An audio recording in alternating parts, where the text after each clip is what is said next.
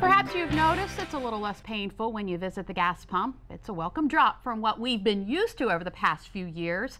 According to AAA, the national average for regular unleaded gasoline sits at $2.19 a gallon, and that may drop even more.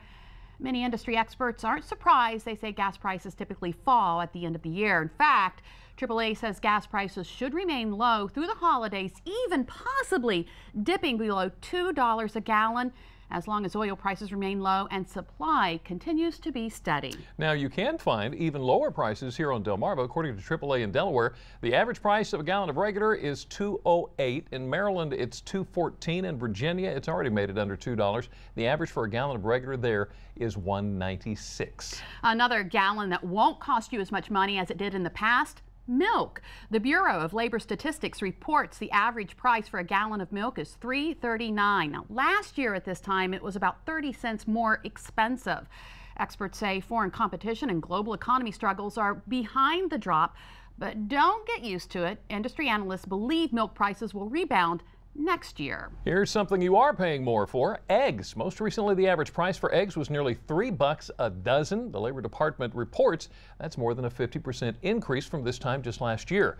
And the culprit behind that jump is fallout from the bird flu, but relief is expected soon. Industry analysts say that's because farmers are repopulating the millions of birds that were killed because of bird flu concerns. Well, you've also been paying quite a bit for ground beef. In fact, record prices. According to the U.S. Department of Agriculture, retail beef prices recently rose to a high of more than $6 per pound. Sirloin has been particularly high, with one farm bureau reporting the cost of a pound jumping from nearly $6 to more than $7. One reason for the increase, experts say the drought in the West has played quite a role. So that just touches on what's going on with our economy. Now, there are, however, many other factors that can impact our lives in so many different ways, from the price of certain goods to, of course, politics. So, joining us today to provide some insight on the current state of our economy is Dr. Memo Diriger, who is the economic expert and founding director of the Business, Economic, and Community Outreach Network, or Beacon. Thank you so much for joining us. My pleasure to be here. Okay, so to put this simply, are we anywhere near being recovered economically as a nation? Well, as crazy as this is going to sound, yes, no, and maybe. Yes, as an overall economy, we have, and we've been in recovery for quite a while, actually. The no part comes from the fact that not everybody has recovered. There are certain groups of people who are still out of work and who don't have much of an option as to where they're going to go next for their jobs. And then the maybe part is what's going to happen next. How much of a recovery are we in, and how long it's going to last before the next recession hits here. So it's a complicated question with complicated answers to it. Yeah. Okay, let's focus on the no. What's it going to take to get there? It's going to take exactly what we're doing, and a lot of the private sector decision makers spending the money they have. Many of our decision makers, both in the public and private sectors, have been sitting on money, sitting a lot of cash because of the uncertainty in the economy, because of the slow recovery. These next 2 years, in my opinion, are the best times for that money to come back into the economy so that more people are employed, so that people who are employed get better wages and they spend more, which actually helps the economy even further. Problem is, at the end of those 2 years, do we have another recession? People want to have a little bit of cash reserves when you're going into a downturn, so it's a catch-22 situation there. Okay, so Delmarva is a little bit different from the rest of the nation. We have always been a little bit different. Historically, we have been delayed going into recessions and also delayed coming out of recessions. This last recession, however, we went in with the rest of the nation, which was almost unheard of for the Delmarva Peninsula. The reason being is the resort real estate, the construction, and the financial crisis that we saw that impacted everybody at the same time. That became even more troublesome for us here because historically, as I said, we come out later, which we're still doing the same thing. We're coming out later.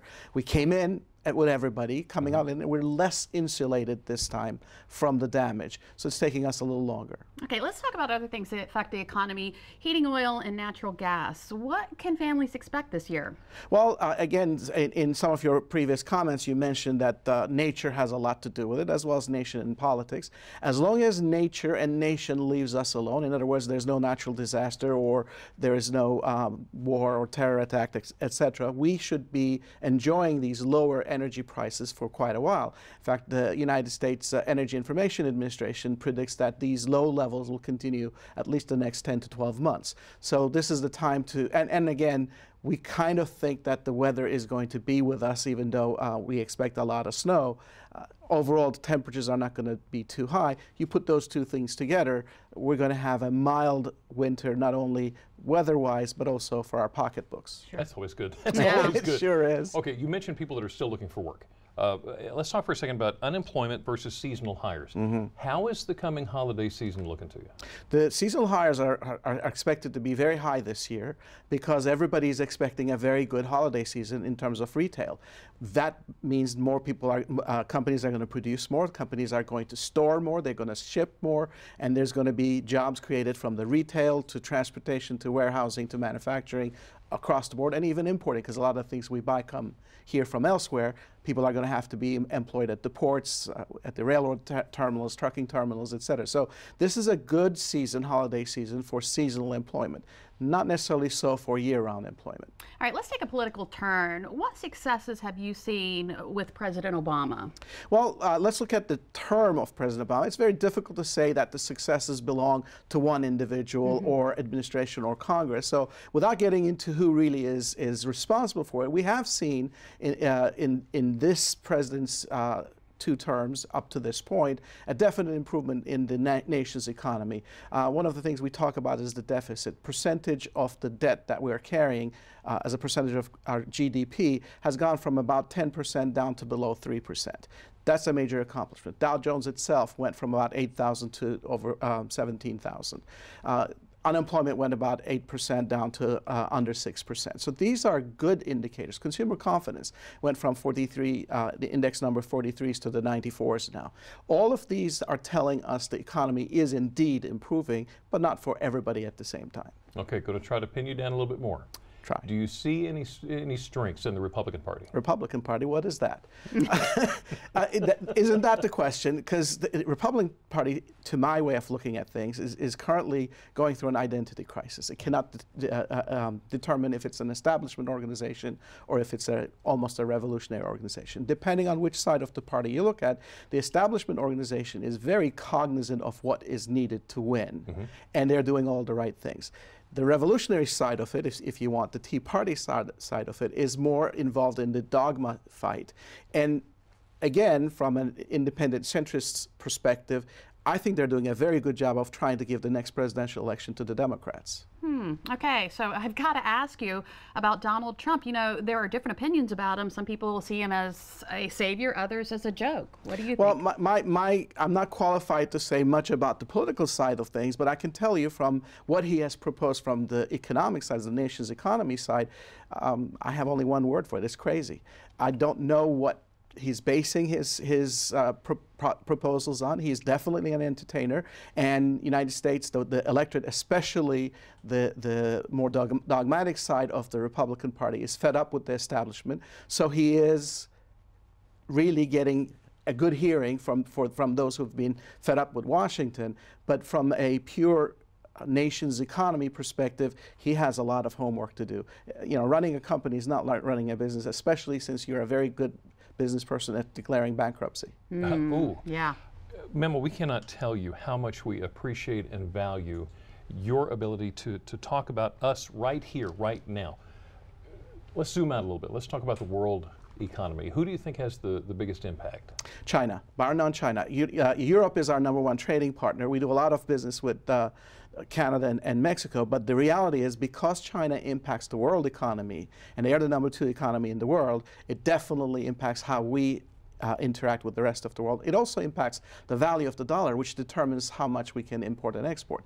If the value of the dollar is too high, people cannot afford what we're buying. A lot of countries that we sell to, their buying is financed by China. A lot of our debt here is financed by China. So it has come to the point that when they sneeze, we get very, very worried.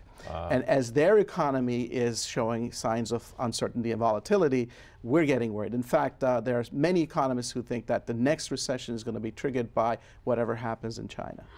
Very interesting. Dr. Derricker, thank you My so pleasure. much. My pleasure. And to read more about the current state of our economy or for more information on Beacon, go to WBOC.com, click on our picture at the top of the page. Okay, you now have a sense of what's going on nationally that's helping you save a few bucks.